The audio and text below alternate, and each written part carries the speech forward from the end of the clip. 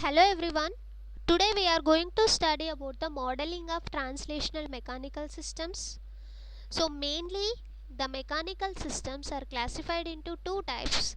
Those are mechanical translational systems and mechanical rotational systems. This classification is based on the type of motion.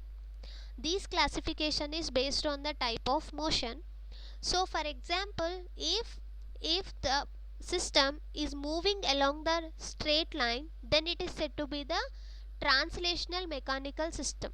If the system is moving along the straight line, then that system is said to be the translational mechanical system. So if you observe this one here, this particular system is moving along the straight line, so I can call this system as the translational mechanical system. Just for an example, I am showing this one. So any translational mechanical system consists of three basic elements. Those basic elements are nothing but mass, spring, dashpot or damper. So I will explain clearly what is mass, what is spring and what is dashpot in this video.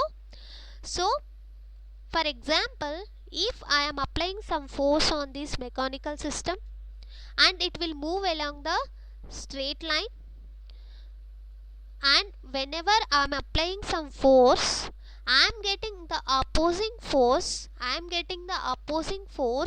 due to the mass of this particular system and due to the elasticity property of this particular system and due to the friction of this particular system.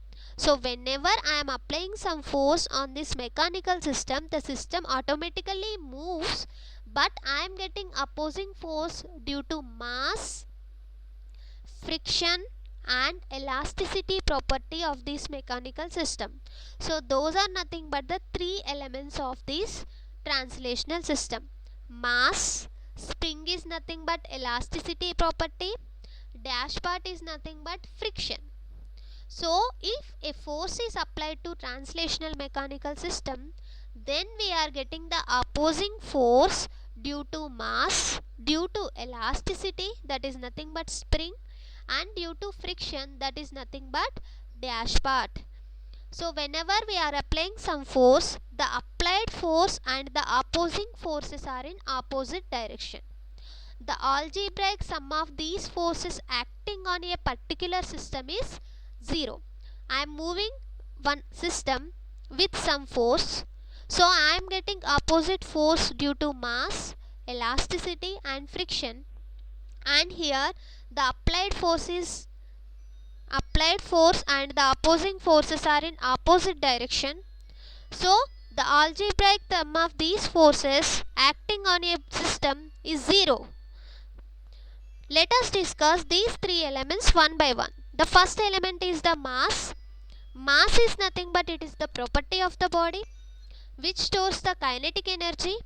For example, if I am applying some force on this system, that system is having some mass. Definitely every object in the universe, it is having some mass.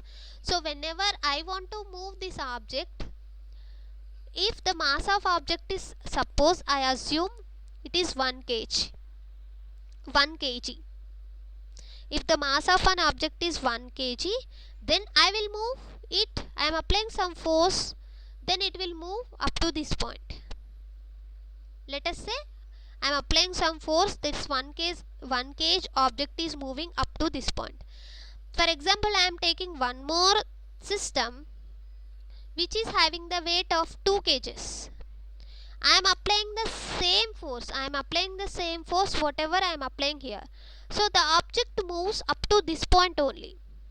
So in both the cases I am applying the same force, but the first object is moving up to this distance and the second object is moving up to this distance. The reason is because I am getting the opposing force due to the mass of an object.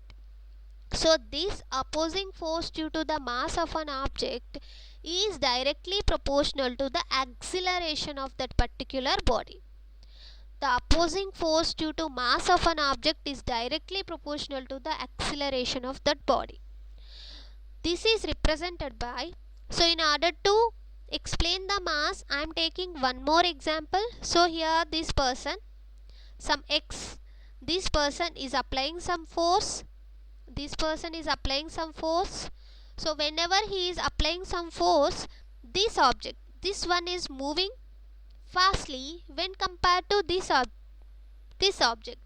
The reason is the mass of this one is very less and the mass of this one is more.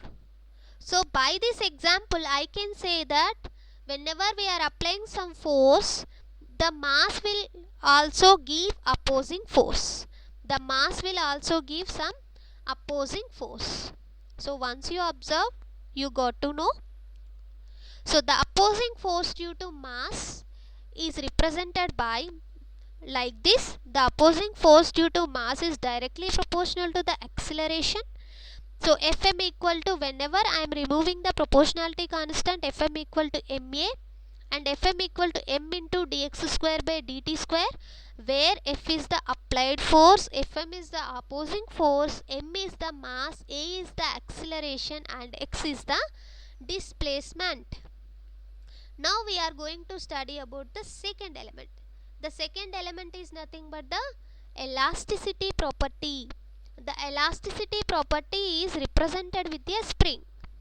So I am applying some force on this mechanical system. So if the elasticity property is more, let us say the elasticity property of this one is more, then the object moves up to this point only. And similarly, I am applying force on this one more spring, and the elasticity property of that spring is less, so the object moves up to this point. So with this example I can say that the elasticity property of the material also giving the opposing force to the applied force. So when the elasticity more, the object will move to this point only. When the elasticity is less, the object will move to this point. So with this I can say that the elasticity property of the material is also gives the opposing force due to the applied force. So the elasticity property is represented by a spring. So the spring is also an element which stores the potential energy, and it is represented with K. So whenever I am applying some force on this, it will give the opposing force. So the opposing force due to spring is directly proportional to the displacement of the spring. So that is represented like this. So here the opposing force is directly proportional to the displacement, where x is the displacement. So whenever I am removing the proportionality constant, Fk equal to k into x. So where F is the applied force, Fk is the opposing force, k is the spring constant, and x is the displacement. And we are having only one displacement. For example, for the spring, if I am taking the two displacements, one displacement is x2. Let us say here I am having some first displacement is x1 and the second displacement is x2.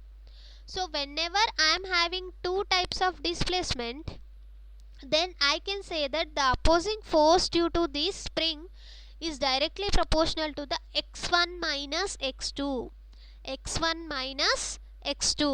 The difference between these two displacements, the opposing force due to this spring is directly proportional to the difference between these two displacements, that is x1 minus x2, and F is directly proportional to x1 minus x2.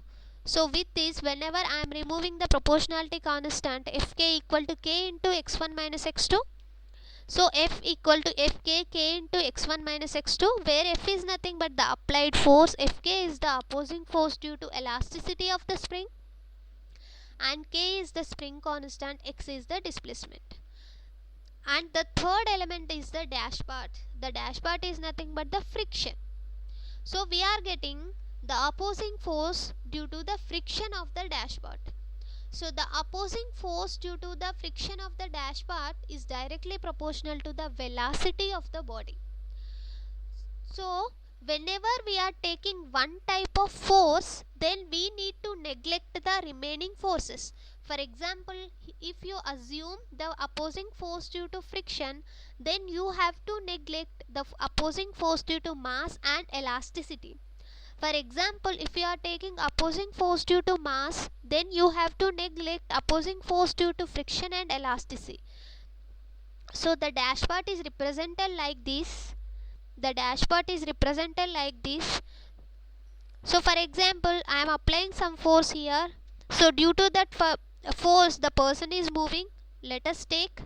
So if I am getting some friction in the form of this, then the person cannot reach the destination whatever he want to do. So this is the opposing force due to friction. So the opposing force due to friction is directly proportional to the velocity. So whenever I am removing the proportionality constant, I am getting Fb equal to Bv. That is, velocity is nothing but dx by dt, where x is nothing but the displacement.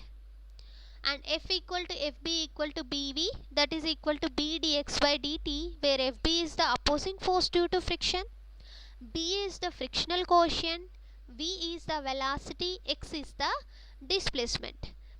And for example, if I am having the two forces, if I am having the two displacements, so whenever we are having the two displacements like this, in the spring case we are taking that the opposing force due to the spring is directly proportional to the displacement.